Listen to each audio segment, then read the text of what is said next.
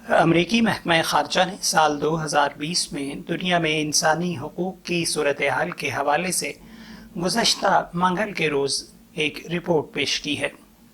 اس report میں بھارت میں غیر قانونی گرفتاریوں، ماورائے عدالت انصاف، قتل اور گمشدگیوں کے حوالے سے شدید تنقید کی گئی ہے۔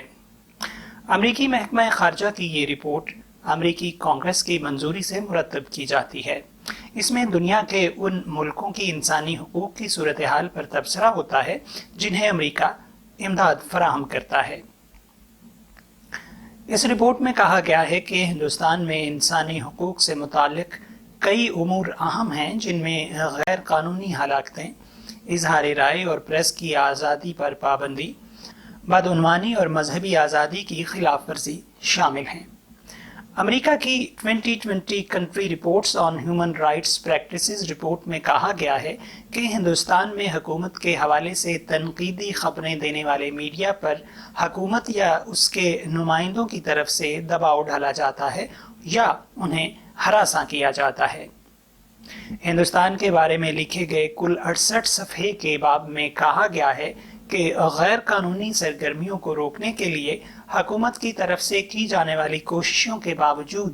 اقتدار کی تمام سطحوں پر سرکاری بدسلوکی پر جواب دہی نہیں ہے۔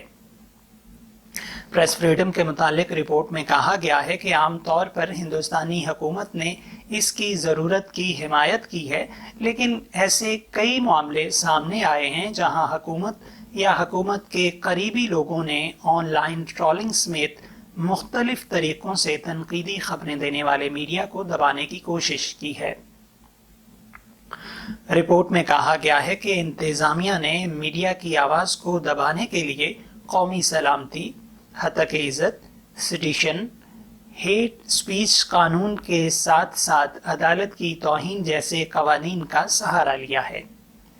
اس تناظر میں امریکی رپورٹ میں دی وائر کے بانی مدیر سدھارتھ ورداراجن کا بھی ذکر کیا گیا ہے، جن کے خلاف اتر پردیش کی یوگی حکومت نے محض ایک ٹویٹر پوسٹ پر کیس درج کرایا تھا۔ ورداراجن نے اپنے ایک ٹویٹر پوسٹ میں کہا تھا کہ وزیر اعلیٰ یوگی آدتیہ ناتھ نے کہا ہے کہ کورونا لاک ڈاؤن کے دوران ہونے والی مذہبی تقریبات کی حفاظت بھگوان کریں گے۔ حالانکہ بعد میں ورداراجن نے اس کی وضاحت بھی جاری کی تھی، اس کے باوجود ان کے خلاف IT act, IPC، disaster management اور وبائی امراض سے متعلق ایک ایکٹ کی مختلف دفعات کے تحت مقدمہ درج کیا گیا تھا۔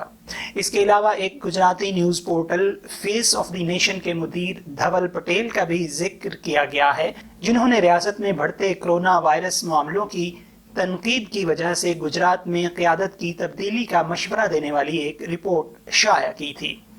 اس کے لیے پچھلے سال 11 مئی کو ان کے خلاف سیڈیشن کا مقدمہ درج کیا گیا تھا۔ رپورٹ میں scroll.in کی ایگزیکٹو ایڈیٹر سپریا شرما کی بھی بات کی گئی ہے، جن کے خلاف وزیر اعظم نریندر مودی کے پارلیمانی حلقے میں لاک ڈاؤن کی حالت پر رپورٹ شائع کرنے کے لیے کیس درج کیا گیا تھا۔ شرما کے خلاف SC ST ایکٹ اور IPC کی دفعات میں مقدمہ دائر کیا گیا تھا۔ اس کے علاوہ دہلی فسادات پر رپورٹنگ کرنے والے کارواں میگزین کے 3 صحافیوں پر ہونے والے حملے کی تفصیلات بھی دی گئی ہیں کہ کس طرح سے پولیس نے اس معاملے میں FIR بھی درج نہیں کی۔ امریکی محکمہ خارجہ نے اپنی رپورٹ میں ہندوستان میں 1 درجن سے زائد انسانی حقوق کے حوالے سے اہم امور درج کیے ہیں، جن میں پولیس کے ذریعے غیر عدالتی ہلاکتوں سمیت غیر قانونی قتل، پولیس اور جیل حکام کے ذریعے ہراساں کیے جانے، بربریت، غیر انسانی یا غیر مہذب سلوک یا سزا کے معاملے، سرکاری افسروں کے ذریعے منمانی گرفتاریاں اور کچھ ریاستوں میں سیاسی قیدی اہم ہیں۔